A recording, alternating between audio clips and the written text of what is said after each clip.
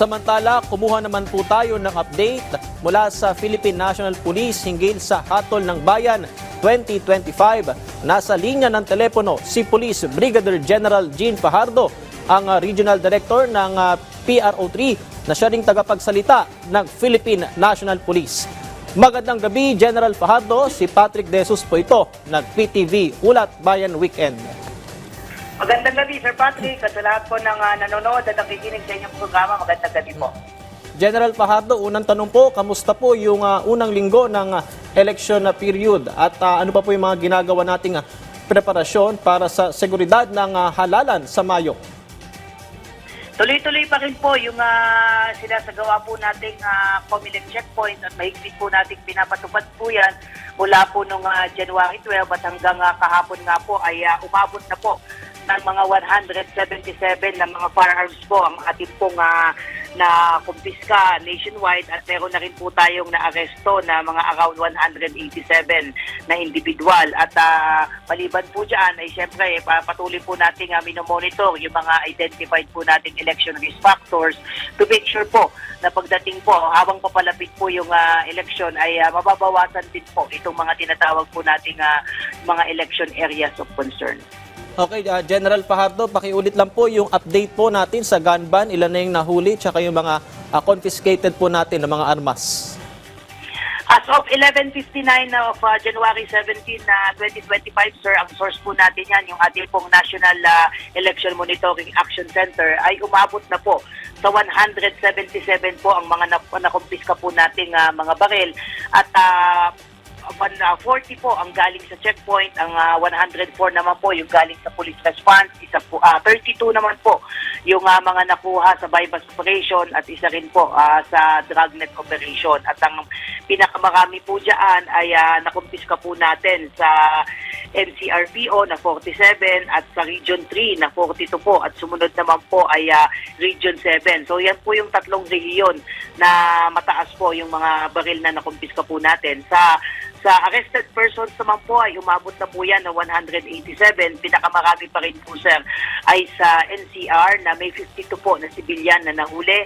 Sumunod po ay Region 3 na nasa 46 po. 45 po dyan ay civilian at isa pong miyembro po ng Armed Forces of the Philippines. At ang top 3 pa rin po ay ang Region 7 pa rin pagdating po sa mga nahuhuli. 24 po na civilian. General Fajardo, bukod sa gun ban at yung ipinatutupad na Comelec checkpoints, ano pa ba yung dapat gawin ng PNP ngayon nga pong election period?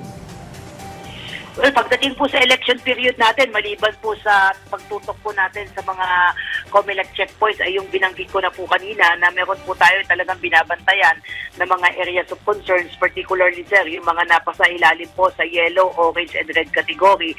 Dahil ang intention po ng ating Comelec, katuwang po ang inyong Armed Forces of the Philippines at Philippine National Police, ay mapakaunti po, lalong-lalo na po yung mga areas po under election areas of concern. Dahil ang tinututukan po natin dyan ay yung pong may mga intense political rivalries na ating namomonitor at syempre yung mga posibleng paggamit po ng mga private armed groups, yan po yung mga election risk factors na ating babantayan at syempre tinitignan din po natin yung mga datos ng mga nakakaang eleksyon kung saan nakapagtala po tayo ng mga election related incidents. So yung mga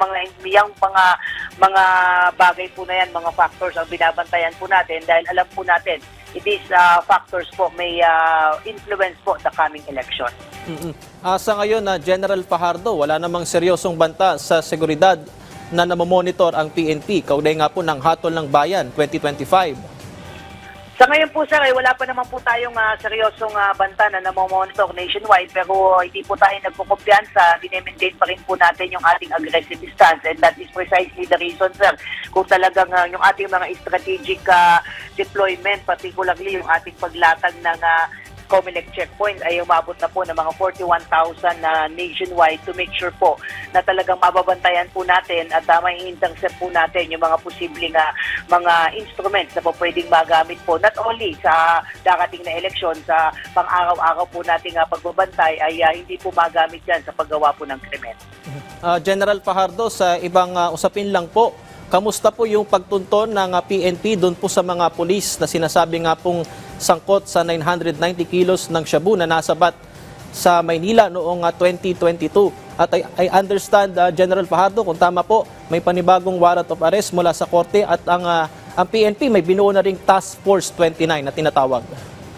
Tama po sir, dahil nga po doon sa mga lumabas po na warrant ay nagutos nga po ang ating Chief PNP na mag-create na po ng task force to run after the PNP personnel, both retired and active, para po ma-account po sila. At kahapon nga po ang bagong development ay may panibago pong warrant of arrest na inisyo po ang korte. Ito naman po ay with respect to sa violation po ng Section 29 ng Republic Act 9165 o yung planting of evidence. At as of yesterday 12 noon po ay 15 na po yung ating accounted at tatlo po dyan ay arrested, samantalang ang natitira po ay mga voluntary surrender. So may ina-account pa po tayo na 14 na at large at hopefully po ay mag-hit po sila doon sa ating appeal na sundin din po yung katulad ng ibang mga kasamahan po nila na mas pinili po na sumuko at harapin po itong kaso isinampa po sa kanila. Pero General Fajardo, final na bilang na po ba yung 29 o posibleng madagdagan pa? Well, depende po yan, sir, sa magiging appreciation po ng prosecutor po ng DOJ kung may kinakailangan po pa po tayong sampahan pa po ng mga bagong individual with respect po dito sa kaso po na ito, no less than our SALG and Viseo Bernabe of Napolcom ay sinasabi po nila ay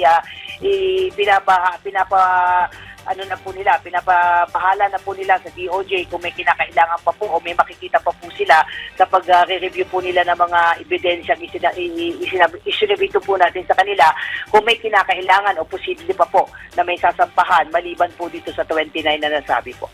Okay, maraming salamat Police Brigadier General Jean Fajardo sa pagpapaunlak po ng oras at panayam. Si General Fajardo po ang Regional Director ng PRO3 at tagapagsalita ng Philippine National Police.